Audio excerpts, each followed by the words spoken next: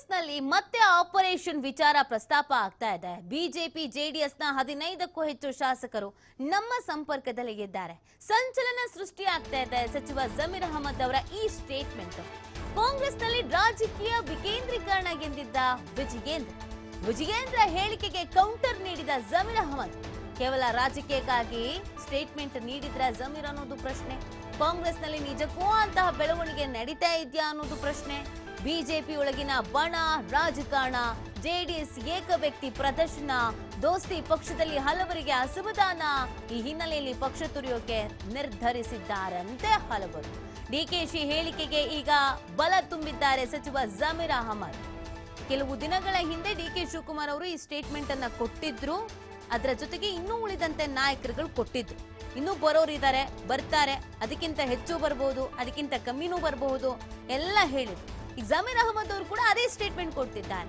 JDS ಮತ್ತು ಬಿಜೆಪಿಯಿಂದ ಕಾಂಗ್ರೆಸ್ಗೆ ಬರುವವರು ಇದ್ದಾರೆ ಅಂತ. ಅಲ್ಲಿಗೆ ಆಪರೇಷನ್ ಏನಾದ್ರೂ ನಡೀತಾ ಇದೆಯಾ ಅನ್ನೋದು ಒಂದು ಪ್ರಶ್ನೆ. ಈಗ ನಾವು ಬಿಜೆಪಿಯ ಸದ್ಯದ ಬೆಳವಣಿಗೆ ನೋಡ್ತಾ ಇದ್ದೆ, ಸಾಕಷ್ಟು ಅಸಮಾಧಾನಗಳಿಗಿದೆ. ರಾಜ್ಯಾಧ್ಯಕ್ಷರ ಆಯ್ಕೆಯ ವಿಚಾರದಲ್ಲಿ ಗೊಂದಲ ಇದೆ. ಇನ್ನು ಜೆಡಿಎಸ್ ಕತೆ ನೋಡೋದಾದ್ರೆ ಜೆಡಿಎಸ್ ನಲ್ಲೂ ಕೂಡ ಅದೇ ತರದೊಂದು ಪರಿಸ್ಥಿತಿ ಇದೆ.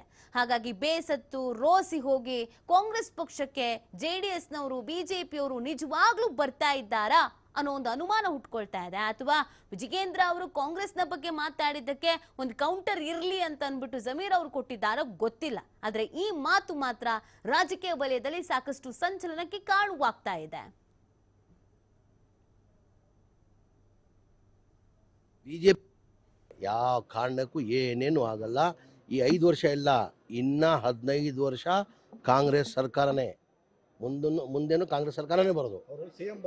ಈಗ ವಿಜೇಂದ್ರ ಅವರು ಅವ್ರ ಪಕ್ಷದಲ್ಲೇ ಭಿನ್ನಾಭಿಪ್ರಾಯ ಇದೆ ನೋಡಿ, ಅದ್ರ ಬಗ್ಗೆ ನೋಡ್ಕೊಳ್ಬೇಕು. ಅವ್ರ 3-4 ಗುಂಪಾಗಿದೆ. ಈಗ ಅವ್ರ ಪಕ್ಷದಲ್ಲೇ ಭಿನ್ನಾಭಿಪ್ರಾಯ ಇಟ್ಕೊಂಡು ನಮ್ಮ ಪಕ್ಷದ ಬಗ್ಗೆ ಮಾತಾಡ್ತವ್ರೆ. ಈಗ ನಮ್ಮ ಸರ್ಕಾರ ಈ 5 ವರ್ಷ ಏನೇನು ತೊಂದರೆ ಆಗಲ್ಲ, ಮುಂದೇನು ಕಾಂಗ್ರೆಸ್ ಸರ್ಕಾರನೇ ಬರೋದು.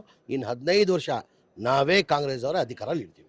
ಏನು ಆಪರೇಷನ್ ಇಲ್ಲ, ಗಿಪರೇಷನ್ ಇಲ್ಲ. ಬಹಳ ಜನ ಬಿಜೆಪಿ ಅವರು ಬರಕ್ ಸಿದ್ಧ ಆಗಿದ್ದಾರೆ, ಜೆಡಿಎಸ್ ಅವರು ಬರಕ್ ಸಿದ್ಧ ಆಗಿದ್ದಾರೆ. ನಮ್ಗೆ ಏನಕ್ಕೆ ಬೇಕಾಗಿದೆ? ನಾವು ಇದ್ದಾರೆ, ಬಹಳ ಜನ ಇದ್ದಾರೆ, ಬಹಳ ಜನ. ನನ್ನ ಕನಿಷ್ಠ ನನ್ನ ಅನಿಸಿಕೆ ಬಿಜೆಪಿ ಅವರು 7-8 ಜನ ಇದ್ದಾರೆ, ಜೆಡಿಎಸ್ ಅವರು 12-13 ಜನ ಇದ್ದಾರೆ. 12-13 ಜನ ಜೆಡಿಎಸ್ ಅವರು ಇದ್ದಾರೆ.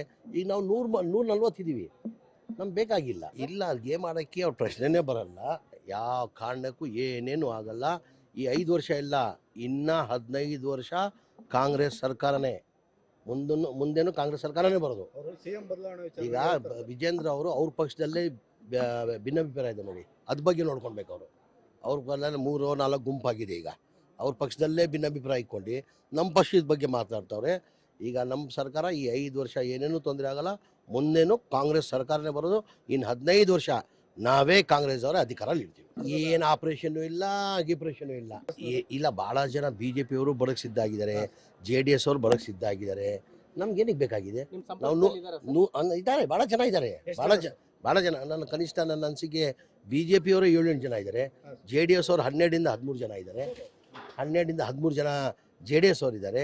ಈಗ ನಾವು 140 ಇದೀವಿ. ನಮ್ಗೆ ಬೇಕಾಗಿಲ್ಲ. ಇಲ್ಲ, ಗೇಮ್ ಆಡೋಕ್ಕೆ ಅವ್ರ ಪ್ರಶ್ನೆನೇ ಬರಲ್ಲ.